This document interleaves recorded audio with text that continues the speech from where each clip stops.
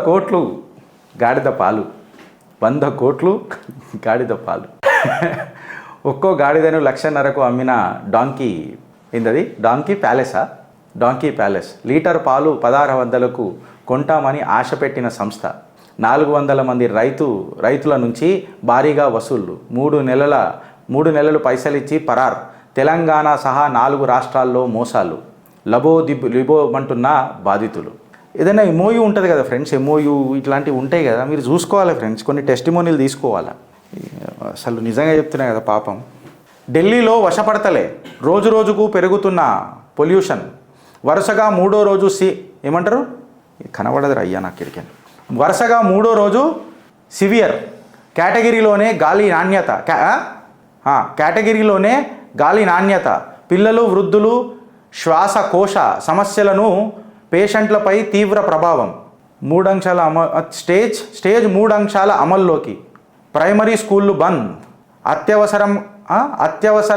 అత్యవసరం కానీ నిర్మాణ పనులపై నిషేధం. వాహనాలపై ఆంక్షలు. ప్రభుత్వ ఉద్యోగాలు పనివేళలను మార్చిన ఢిల్లీ సర్కార్.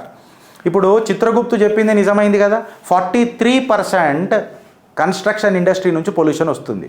వీళ్ళందరూ దేని మీద ఏడ్చేస్తారు నాయన? పటాకాల మీద పడి చేస్తారు. 18 to 17% ఈజ్ ఫ్రమ్, 18 కూడా ఉంటుంది నాకు తెలిసి, 7 to 8% ఫ్రమ్ వెహికల్ పొల్యూషన్ ఉంటుంది.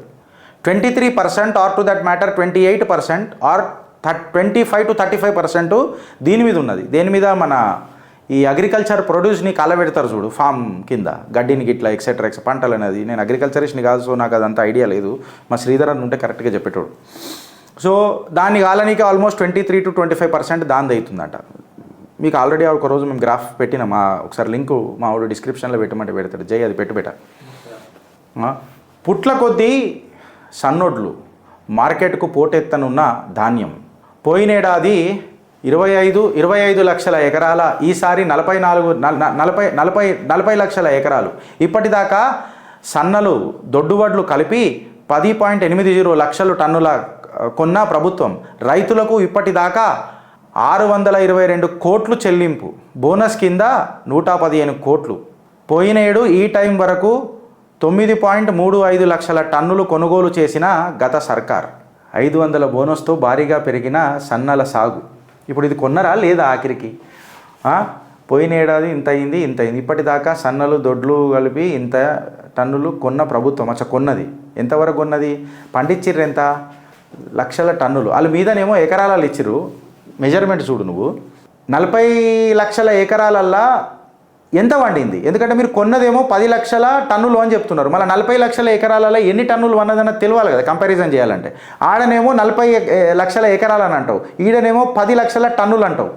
కంపారిజన్ కరెక్ట్గా లేదంటే ప్రభుత్వం ఎంత పండిస్తే ఎంత కొన్నది? రైతులకు ఇప్పటిదాకా 422 కోట్లు. 422 కోట్లు వేసినావు రేవంత్ అన్న, నేను సపోర్ట్లు కొడతా. బట్ 422 టోటల్ అమౌంట్ ఎంత ఉంది? అదే 622 కోట్లు చెల్లించిన అని అంటున్నాం. బట్ టోటల్ ఎంత ఉంది? ఎందుకనంటే లాస్ట్ టైం ఎంత వండించిర్రు? 25 లక్షల ఎకరాలకు వండించిర్రు. ఈసారి ఎంతకు వండించిర్రు? 40 లక్షల ఎకరాలకు వండించారు. 40 లక్షల ఎకరాలకు ఎన్ని టన్నులు వండినాయి? ఆ లెక్క రాయారు. సగం నిజాలు. మా రాజు మంచోడు, కానీ అందరికి అన్నం పెడతాడు, కానీ రాత్రి అందరినీ చంపుతాడు. చంపితే కౌంట్ తక్కువ అవుతుంది కదా. సగం నిజాలు చెప్పేది మొత్తం చెప్పు. ఈ టన్నులలో రాస్తే అది కూడా టన్నులలో రాయి, ఇది ఎకరాలలో రాస్తే ఇది కూడా ఎకరాలలో రాయి. మళ్ళీ ఎన్ని ఎకరాలకు పైసలు ఇచ్చిందో చూడు. 622 కోట్లు అని అంటే ఎన్ని వందల కోట్లకు మళ్ళీ ఇది టోటల్గా? అవుట్ ఆఫ్ 700 crores 7,000 crores ఎంత? ఆ క్లారిటీ ఇచ్చిందా? ఇయ్యలే. పోయినేడు ఈ టైంకి 9.35 లక్షల టన్నులు కొనుగోలు చేసిన గత సర్కార్. ప్రొడ్యూస్ ఎంత ఉండే? 9.35 లక్షలు కొన్నారు, మీరు 10 టన్నులు కొన్నారు. పెద్దగా ఏం కొన్నారు? మళ్ళీ మీరు ఇప్పుడు బీఆర్ఎస్ ప్రభుత్వాన్ని తీరుతున్నారు అని అంటే 9.35 నుంచి 10.80 కొన్నారు. అప్పుడు 25 ఉండే, ఇప్పుడు డబుల్ అయింది, 40 అయింది. సో ఆబ్వియస్గా అమౌంట్ కూడా పెరుగుతుంది, కాస్ట్ కూడా పెరుగుతుంది, కాస్ట్ ఆఫ్ ప్రొడక్షన్ కూడా పెరుగుతుంది కదా రైతుకి.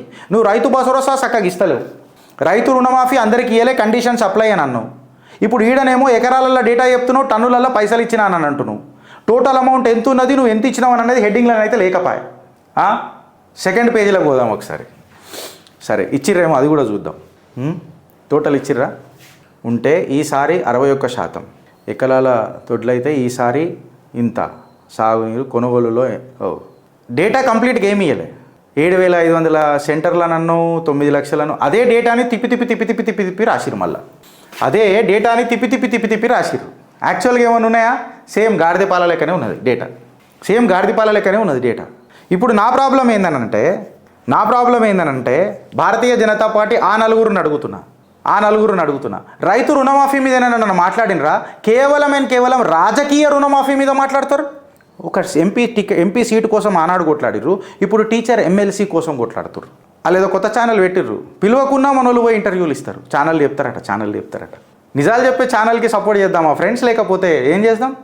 రైతు రుణమాఫీ మీద ఒక్కడన్నా మాట్లాడిండా? ఆ నలుగురు ఇట్లా కార్యకర్తలే మాట్లాడుతున్నారు. సోషల్ మీడియాలో సోల్జర్లై, ఫుడ్ సోల్జర్లై, క్రూసేడర్లై ధర్మ యుద్ధం చేస్తున్నారు. రాజకీయ రుణమాఫీ మాత్రం పక్కా చేస్తున్నారు. ఆ నలుగురు ఆ మనిషికి టీచర్స్ ఎమ్మెల్సీ టీచర్లు ఉండరాడ.